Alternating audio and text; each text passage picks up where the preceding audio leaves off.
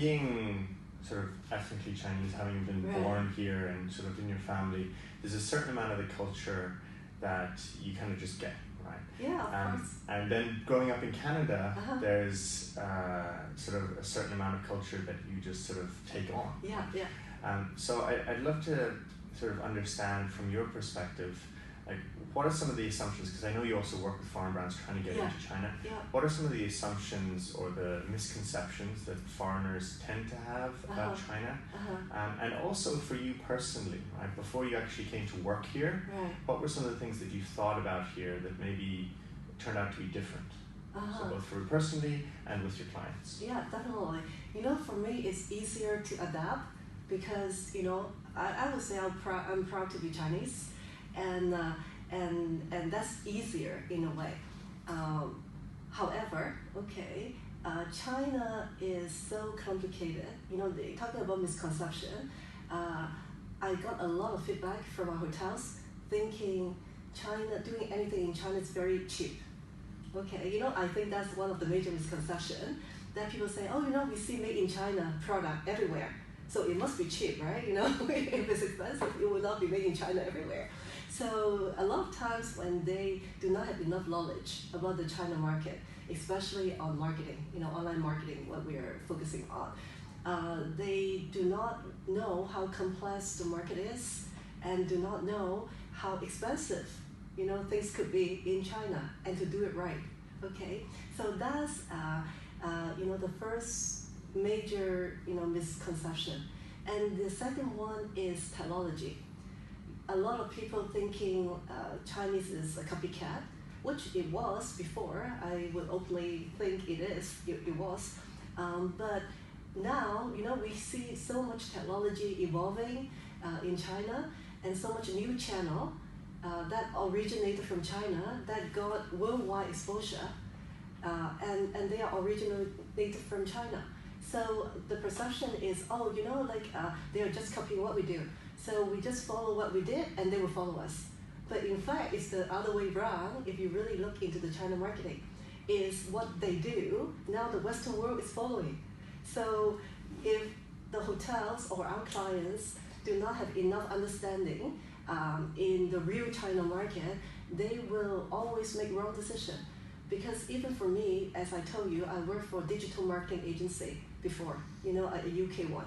And I was like vice president level at the time. So I know all the metrics and everything, you know, to say, oh, you know how to convert, you know, do this and do that. But if I use the same metrics in the China world, it's probably going to, put me in the wrong direction. And that is something that I myself have to learn and adapt and say, okay, this is not the way it works. Okay, although we say Facebook to us is more social, okay, and the equivalent of Facebook in China is actually not that social. You know, it's a social e-commerce platform, and people have to understand the difference and not to use the same approach. And I'm learning every day about China to say, you know, how we can adapt.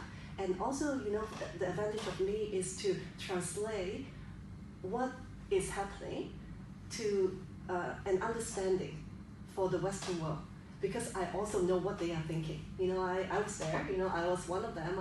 I know, you know, what they are thinking and what they go through. And then I want to bridge them to say, you know, how you can see things in China, and that's the way, and helping them to make the right decision. So those are the challenges. You know, culturally now still happening in China, that Chinese do not trust people. You know, I just heard on the taxi on the radio when I taking a taxi over here about talking about the vaccine. You know, the big thing happening now about the fake vaccine from this pharmaceutical company in China. You know, things like that can still happen in China. So if you are from the Western world, you hear about that thing, you're thinking, oh, you know, it's pretty much very primitive in a way. But they cannot see the more advanced part of China, and I think that's some balance, you know, that's some misconception that everyone has to catch on and be willing to learn the real China before, you know, doing any business in China.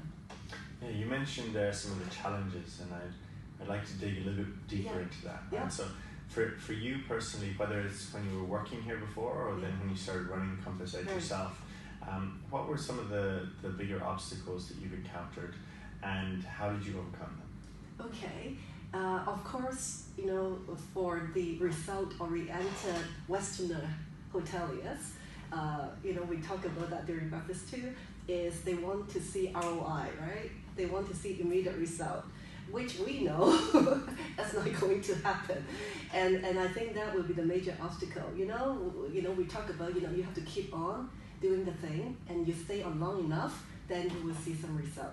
A lot of times people or our clients will ask us, oh, like for that kind of money, which is not a lot of money, okay, what do I get back? They want to justify, the return on investment. I understand, because if I work in Canada, like I worked for 4 seasons before, I will ask the same question. I give you that money, what am I going to get back? But in China, it's not really that easy. A lot of brands are really investing for presence.